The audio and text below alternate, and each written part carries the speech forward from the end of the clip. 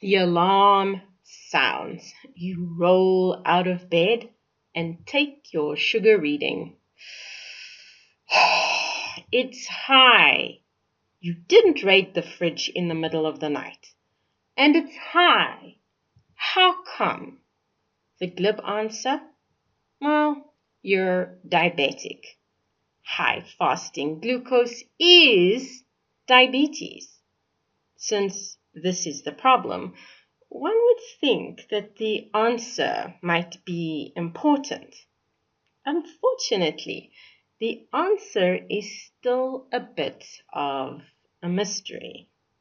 Join us for this episode of Better Body Chemistry TV as we explore what might be causing fasting hyperglycemia. This explanation is based on what has been observed in patients undergoing bariatric surgery. Better Body Chemistry TV is brought to you by Dr. Sandy, a scientist turned gremlin buster, helping you battle sugar gremlins, heifer lumps, and other health horribles through better body chemistry. Remember, small things can make a big difference to your health. Now, first things first, bariatric surgery cures type 2 diabetes. Amazingly, a week after the rearrangement to the gut in someone undergoing Roux-en-Y gastric bypass surgery, sugar levels have improved significantly.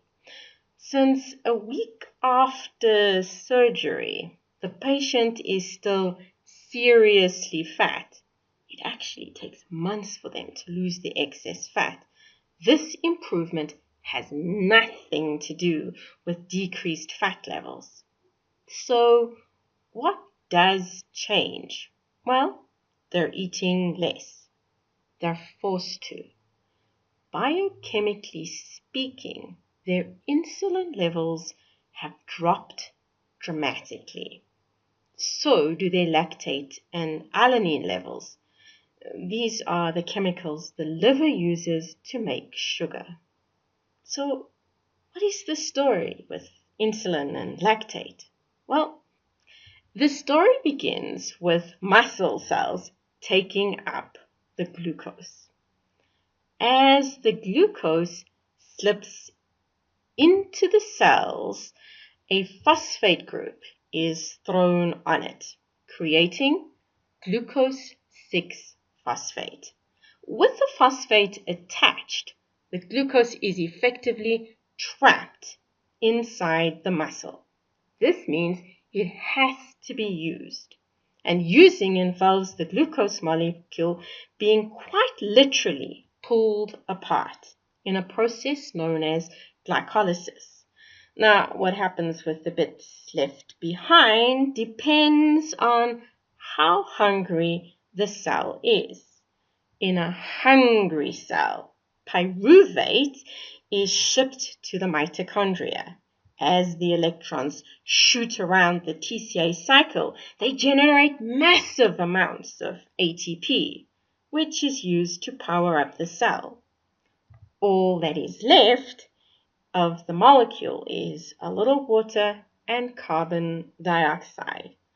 But when cells are not so hungry, the bits hang around.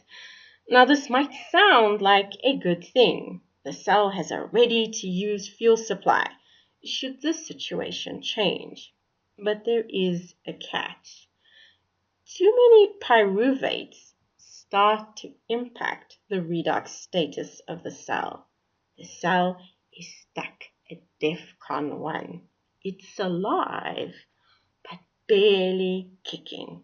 There just aren't enough electrons around for chemistry to happen. To maintain a good vibe, the cell must downgrade portions of the fuel stockpile from pyruvate to lactate. Now, generally speaking, it ends up with 1 pyruvate for every 10 lactate molecules. It's a juggling game, and the catch? Lactate is a wanderer. it likes to leave the cell. It does this with the help of a transporter. It can pop out of the cell and dive back into the bloodstream, taking a whirl around the body. Sometimes it's grabbed by hungry cells and burned as fuel, but a lot of it winds up in the liver. Now, the liver's mission is to feed the brain and the body. The arrival of lactate signals the liver to whip up a batch of glucose. Quick as a flash, the lactate becomes pyruvate, which then whizzes through the gluconeogenesis pathway, and voila! A glucose molecule is made and released into the circulation to feed the hungry. Cells that are out and about doing their thing are typically hungry. But in the middle of the night, no one is hungry. Muscles definitely aren't. They're taking it easy. The other big glucose guzzler, the brain, is also enjoying a siesta. So its glucose needs are lower too.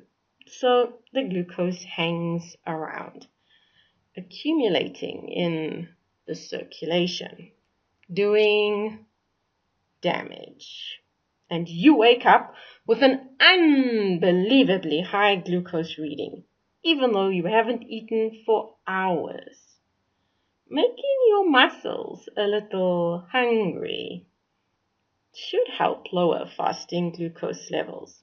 One way to do this is to exercise, especially exercise later in the day. Of course, metabolic imbalances make this easier said than done.